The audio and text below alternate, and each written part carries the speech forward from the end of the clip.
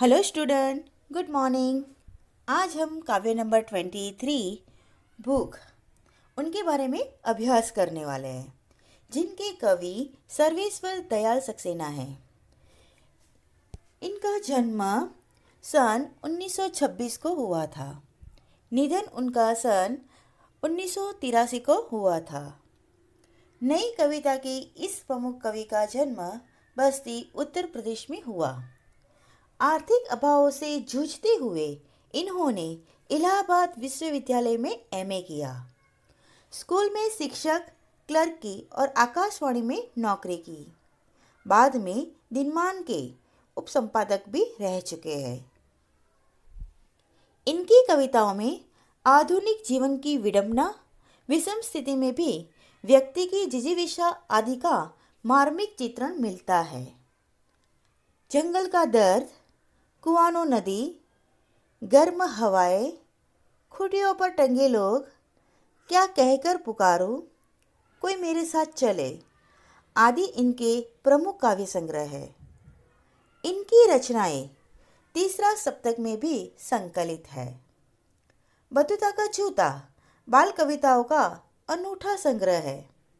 इन्होंने नाटक भी लिखे हैं। प्रस्तुत कविता में कवि ने सौंदर्य को व्यक्तिगत रुचि से हटाकर संघर्षशीलता के साथ जोड़ दिया है। तो यहाँ पे कहना चाहते हैं कि प्रत्येक प्राणी अपनी भूख मिटाने के लिए अपने ढंग से अथाक प्रयास करता है। कवि ने इस कविता में भूख से संघर्ष करने की प्रेरणा दी है और इस प्रकार संघर्ष करने वाले प्राणी में भी उसे अद्भुत सौंदर्य का दर्शन होता है। तो आइए हम काव्य पंक्ति देखते हैं। तो काव्य पंक्ति कुछ इस तरह की है। जब भी भूख से लड़ने कोई खड़ा हो जाता है, सुंदर दिखने लगता है। कवि कहते हैं कि भूख से मुक्ति पाने का मार्ग संघर्ष है। जब कोई प्राणी भूख से मुक्ति पाने के लिए संघर्ष करता है तो वह बहुत सुंदर दिखाई देने लगता है।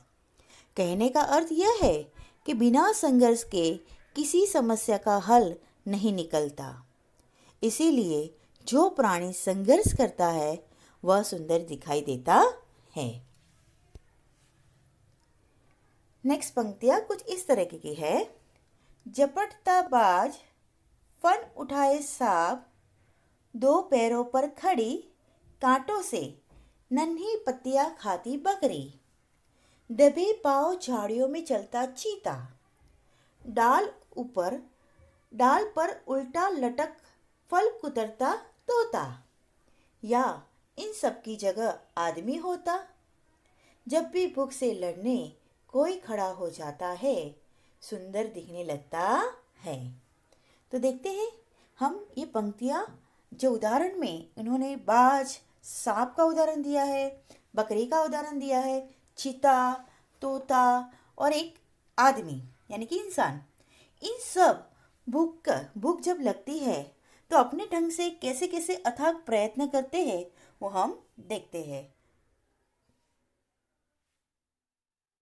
झपटता हुआ बाज यानी कि बाज पक्षी अपने शिकार को कब्जे में करने के लिए जितनी तेजी से उस पर झपटा मारता है और जिस तेजी से उसे अपने चंगुल में दबोचकर उड़ जाता है, वह कवि कहता है देखने लायक होता है। फिर कवि कहते हैं दूसरी पंक्ति में, फन उठाए सांप। इसी तरह अपने शिकार पर वार करने के लिए फन उठाए सांप का आक्रामक रूप भी कवि को सुंदर दिखता है। दो पैरों पर खड़ी, कांटों से नन्ही नन्ही पत्तियां खाती बकरी, यानी कि जब बकरी अपने दोनों पैरों पर खड़ी हो जाती है और अपनी भूख मिटाने के लिए वह कांटों के बीच जाकर नन्ही नन्ही पत्तियां खाने के लिए जो संघर्ष करती है, वह कवि को भी वह सौंदर्य उनको कैसा लगता है, अनोखा लगता है, अनूठा लगता है, यानी कि सुंदर लगता है। आगे कहा गया है कि दबे पांव झाड़ियों में चलता चीता, यानी कि कवि कहते हैं कि अपनी भूख मिटाने के लिए वह शिकार पर जब खूंखार चीता अपने दबे पांव झाड़ियों में एक एक कदम सावधानी पूर्वक इस तरह रखता हुआ चलता है कि किसी को जरा सी भी आहट ना हो, और वह रूप को कवि कहते हैं कि जो खूंखार चीता वह रूप को सुंदर दिखता है। आगे, डाल पर डाल पर उल्टा लटक फल कुतरता हुआ तोता। तोता वैसे तो डाल पर अपने पंजों से पकड़कर डाल पर बैठता है। जब वह अपनी भूख मिटाने के लिए किसी फल को कुतरने लगता है तो वह डाल को एक मजबूती से पकड़कर उल्टा लटकने का खतरा मोल लेता है, और तब उसका भूख मिटाने का वो जो संघर्ष है वो उनको कवि को अच्छा दिखाई देता है।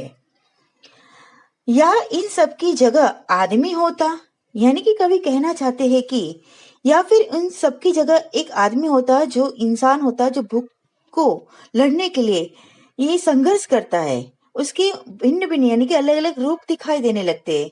जब कोई आदमी भूख से संघर्ष करता है, जी जान लगा देता है, तो वह कवि को सुंदर दिखाई देता है। जब भी भूख से लड़ने के लिए कोई खड़ा हो जाता है तो कवि को वो सुंदर दिखने लगता है।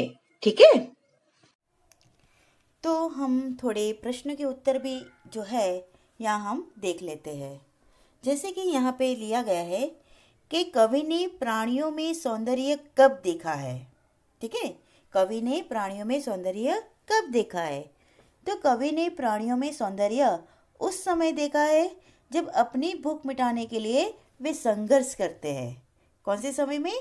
जब वो अपनी भूख मिटाने के लिए वे संघर्ष करते हैं, तब उनका सौंदर्य उनको दिखाई देता है। दूसरा प्रश्न इस तरीके का है, कवि के अनुसार बकरी में सुंदरता कब प्रकट होती है? तो कवि के अनुसार बकरी में सौंदर्य उस समय प्रकट होता है जब वह अपने दो पैरों पर खड़ी होकर कांटों के बीच से जो नन्ही नन्ही पत्तियां खाती है, तब कवि के अनुसार बकरी में सुंदरता प्रकट होती है, उनको तब दिखाई देती है। तीसरा प्रश्न, कवि ने भूख की दशा को क्यों सुंदर कहा है? तो कवि ने भूख की दशा को सुंदर इसलिए कहा है कि प्रत्येक प्राणी भूख की दशा में लड़ने के लिए यानी कि संघर्ष करने के लिए तैयार हो जाता है, और भूख से संघर्ष करते समय प्राणी बहुत सुंदर दिखता है। इसीलिए कवि ने भूख की दशा को सुंदर कहा गया है। निम्नलिखित पंक्तियों का भावार्थ लिखिए। जब भी भूख से लड़ने कोई खड़ा हो जाता है, सुंदर दिखने लगता है। इसका तात्पर्य यह है कि ये जो पंक्तियां है इसमें कवि कहते हैं कि भूख से मुक्ति पाने का मार्ग संघर्ष है। जब कोई प्राणी भूख से मुक्ति पाने के लिए संघर्ष करता है तो वह बहुत सुंदर दिखाई देने लगता है।